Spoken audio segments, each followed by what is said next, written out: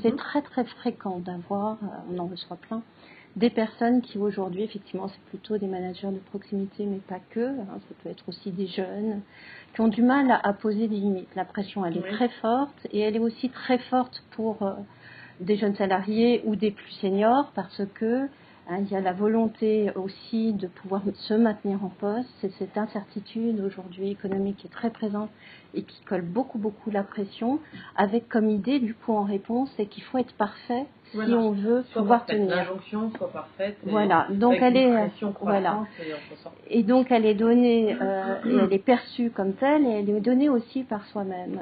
Et en fait, c'est vrai que là, ce qui est sous-jacent derrière, c'est la peur d'être à un moment donné jugé imparfait, inefficace, et la peur de se retrouver en chômage.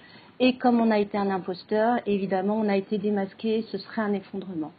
Donc en fait, ce que je veux dire par là, c'est que derrière tout ça, il y a une problématique émotionnelle très forte qui guide l'action, qui est le fait de devoir être parfait en réponse à cette peur.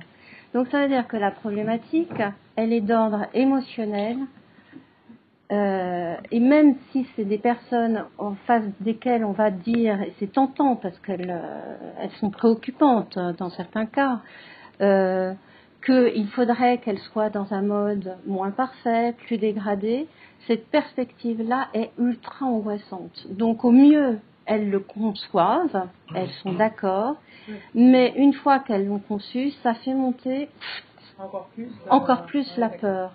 Et donc, elles se sentent encore plus incapables parce qu'elles se disent, je sais bien qu'il faudrait que j'aille dans cette direction, mais en fait, j'en suis bien incapable parce que, en fait...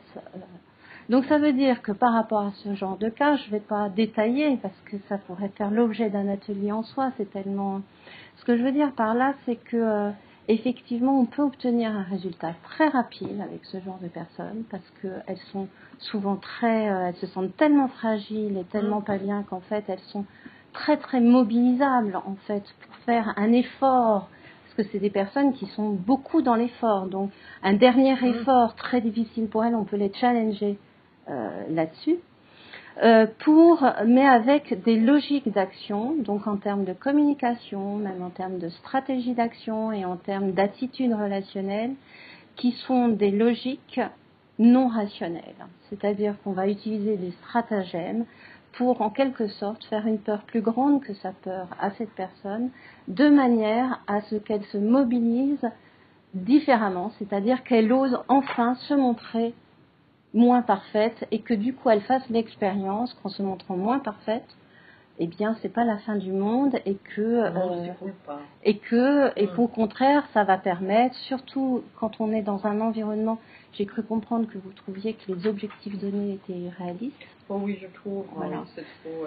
Donc si c'est irréaliste, peut-être qu'il y a en plus une action à faire pour que de manière constructive on puisse, mais il faut que les choses se voient, qu'on puisse voir que, et reconsidérer peut-être, mais ça c'est au niveau de la hiérarchie, mais à un moment donné, il faut que les salariés osent montrer leurs limites.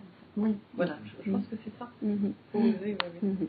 Donc voilà, c'était juste... Sans avoir peur d'être perçu comme incapable.